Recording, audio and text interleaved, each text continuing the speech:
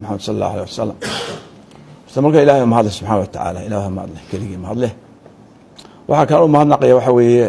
cid ala cid ka soo shaqeysay heshiiskan iyo odayaashii guurta ka soo shaqeysay mediation-ka iyo akademiyada way aad u mahadsan yihiin waxa isna mahadle anigu xoog baan u saarnay arintan inay doorasho dhacdo hadaan cudnahay أنا شخص أنا ويجود دمبي إلى سجال قفبان قدري إن لتشوجيو أرنتن عشان يتمكن بيش قد بدي مدحوينها تاسو أركي وح عنصر تقلنا عنهن لأنه هو ممنوع شرع مشي اللي سكوا أديك سيدا أودها مدحتويده يعني اللي سكوا مقونشوا إن دمرات ده absolute power مشرو وهذا وحوي شاكن بالانس باجرا الشرعي قالوا كلا سocdaa marka waxaan arkaynaa anagu in arintaasi tahay arin laga tagay issue la isku hayay oo noqotay shakhsi weerar iyo shakhsi iska celi ay noqotay heshiiskani waa guul maanta Soomaaliya u timid Soomaaliya guusheedu waxa weeye in doorasho dhacdo adduunkana inaga sugiyay inaga danteena waxa fadhiya halkan golayaal aan sharci ahayn muddo dhaafay dalka wax alle wuxuu ku sugayaan jir anagu madaxweyne horena waan kula shaqeynay aan jecelahay in marku dhamaado khilaafka la joojiyo taladu waxa ku fiican tahay in la wada yeesho haday qofka talada adaa ku banaad uma baahnid waxaan jecelahay haddaanay jirin harmonization asxaabta iyo executive ka dhaxeeya oo aan isku caloosameen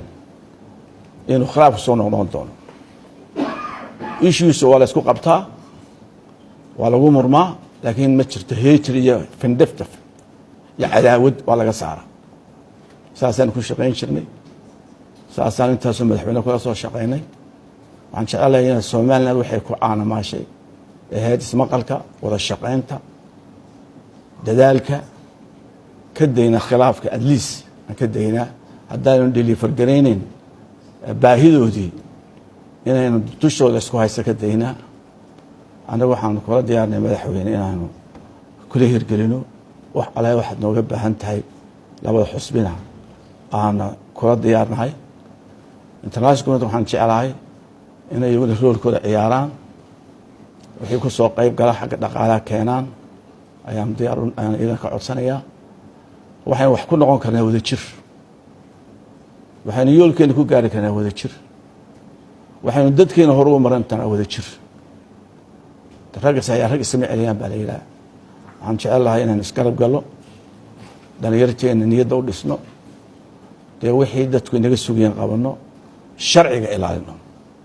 sharci haddaan lagu kala socon ma imaanaysa khayr waa inaan sharciga ilaalina la iska daayaa interestka shakhsiga qabyaaladda la iska daaya aniga cabdiraxmaan laba xusba kale siyaasad baan nahay haddaan aanu isku reer absidnahay dee kala siyaasad baan nahay marka in anaga lanoo arkana markaan waxba isku ray noqono labano isku reera in lanoo arkana dee ma dhici jirin waa in institution aynu aaminaa yaan loo abtirin yaan leenahay waa family baynu inaguna yaanayna kala qalqaalin reer Soomaaliland madaxweyne waa ku mahadsantahay ilaahayna waa ku mahadi jamcaan isqabsano new page aan bilaabano anagu wixii tira kuma qabno aynu hawsha kula qabanayna galay wixii waajibkaaga insha Allah Ilaahay ku fududeyn doona culayska adigu ku saaran inta badani anaguna waa ku garab taaganahay assalaamu calaykum warahmatullaahi wabarakaatuh runtii waxaan aad iyo aad uga mahad celinayaa munaasabaddan maanta aynugu nimi curinta heshiiskan maanta aynu hor yaalla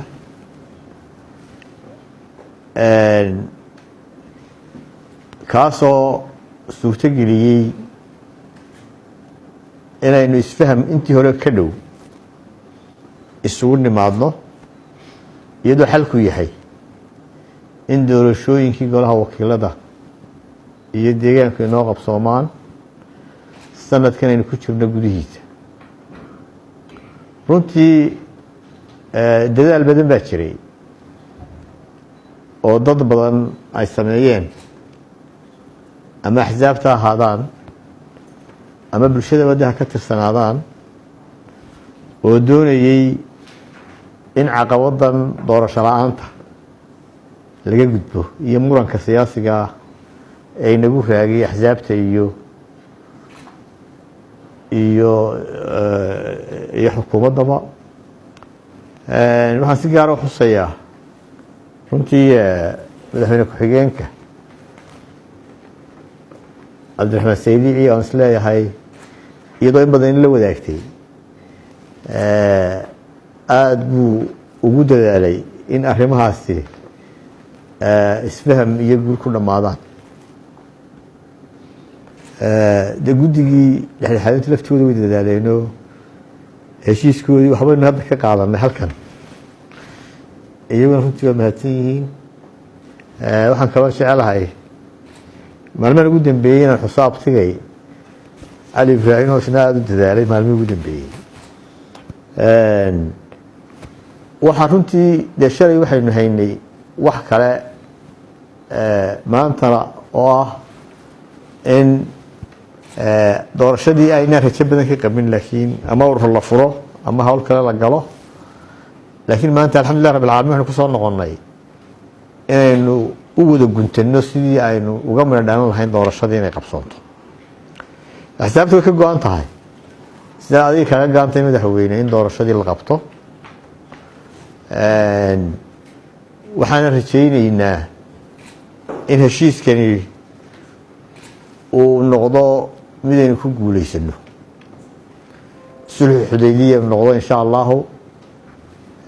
kii aynu kaga baxaynay murankii iyo in doorashooyinkii noo qabsoomaan noqdo, ka duwanaado kulamadeenii hore iyo heshiisyadeenii horeba insha allahu. heshiiskan waxyaabo ku cusub dee somaliland baa ku jira. guddi qura inoo qaban jiray midaynu ku guuleysano, sulxu xudaybiya noqdo insha allahu, kii aynu kaga baxaynay murankii iyo in doorashooyinkii noo qabsoomaan noqdo, ka duwanaado kulamadeenii hore iyo heshiisyadeenii horeba insha allahu. heshiiskan waxyaabo ku cusub dee somaliland baa ku jira. guddi qura inoo qaban jiray doorashada, laakiin maanta waxaynu ku heshiinay si doorashadii noogu qabsoonto oo xeegana xeega u noqoto ilkana u nabad galaan, in commissionka jiraana jiro, guddi kalena oo isugu jira commissionkii hore ee qaranka iyo ajanabiba ay noo qabtaan doorashadii. madaxweydkooduna uu ku dhammaanayo saan heshiis ku qoran saan filayo markay doorashadu natiijadeedu soo baxdo. waan soo dhaweyneynaa heshiiskaas, waxaanan ku rajo weynahay inuu noqdo heshiis aad looga banaan degay oo aan insha allah waxba nagaga soo noqon, oo shuruucda loo eegay, oo caqabado sharciyo dambe inaga hor imanayaana aanay jirin. waxaa inoo waajibahuun sida heshiiska ku qoran maanta u dhaqan gelaya marka la saxeexo. marka diyaar baan u nahay wax kastoo nagaga soo aada hawshaa fulinteeda iyo dhaqangelinteedaba. waxaan rajaynayaa waktigaa aynu qabsanay 2020ga in doorashadii noogu qabsoonto. aada iyo aad baad mahadsantihiin. halkan xisbiga kulmiya iyo xukuumaddu waxay u yimaadeen in xal loo helo oo mudnaanta doorashada la siiyo. waxaanu doorbidaynaa inay doorashada baarlamaanka iyo dowladaha hoose ee isku sanaynoo qabsoomaan haddii aad qoosantee waxaanu qabanayna taas baanu u soconnaa haddii idin aad tidhahdeen doorashadaasaanu annaguna u soconnaa sida isoo gaadhay annuna taas baanu doonayna maantana waxaanu jecelahay in badan baynu ku wareegeysanay inaynu doorashada awoodda saaro marka kooxdaas waa tii kulmiye saasaanu heshiis ku nahay halka waxay anaga ii dheer xeerarka dalka u yaalla kulmiye ma wada saaree anu isaanay inaan aliyo anoo dhex waa xisbiyada oo dhan anna waxaan kan doonaya inaan ka caddeeyo marka ay tahay awoodda dowladda iyo ilaalinta xeerarka inaan dhex kahay xisbiyada si aynu shaqada wada qabanno markaynu boolotiigayno xisbi loo eegayo koofiyadda xisbiga waa halkeeda laakiin inaanan taa ku gudbinin xeerarka qaranka inaanan ku jirin xisbiyada kale waan yaqiinsanahay ilaahay hortiina waan ku dadaalaya inaan taa dhex ka ahaado saaxiibadina waxaan doonayaa inay ila dareemaan taa oo haddii aynu sharciga ku muranno aanan u xaglinayn dan xisbiga kulmiya aan leeyahay malaha ta qaranka yaan la dhalaan beritaa la noolaan saadu ma hawsha la wadaya war xeerka aan ilaalinayaan wixii aad igu qoonsataa intaa waxa weeye mawduuca inoo yaallaa waxaanu maanta doonaynaa inaynu si detail u dhammayno inu ka heshiino ra'yigaa fariin ahaan igu soo gaadhay inaad qaadateen oo inaan inagu ka wada hadal oo ahaa ra'yigii ka soo onkamay qolada odayaashii hore waxay idhaahdeen iyo laysku daray iyo kuwii dambe qoladii akaadimiyada ee aqoonyahanka ra'yigaa ay soo beeska u lahaadeena ah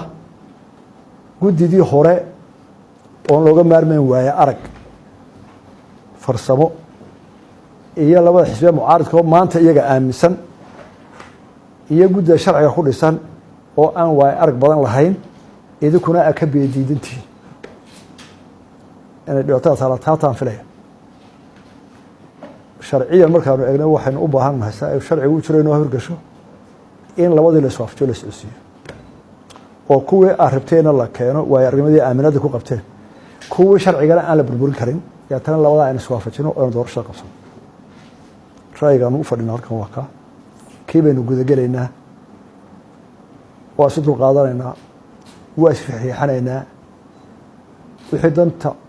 qarankuna ku fadhi doorasho aan kulayna waa gaaraynaa dee doodan aan isku horjee annagu intaasaanu meesha la nim markaa waxaan leeyahay midun baan saxayaa oo guddoomiyaha u cid waddadii aanu qaadnay aanu anaskaran sharcina way ahayd saxna way ahayd ummadduna way soo dhaweysay ciidina iskumay taabsanaysa haddii waddada xurata sharci baa la raacaa sharciguna waxaa war nimankii xisbiyadiis afgaran waayey haddaba dee xisbiyadaha la furo ila dadku doorasho la-aan maaye hadday xisbiyadu heshiiyaan baarlamaanka amadid ma geyn karo waana tan kuwa fadhino marka halkana inaynu dee wixii badnaa haddii sharci la eegayo oon sharciga aanan dul qaadanayna dee maba inaa wad fadhina ila shalo adiga cadgalaa khaandhale weeye aanoo dalku khiyaameeyey haddana waa inaan ku soo dhaweynaye dee dulqaadka dhan kala eeg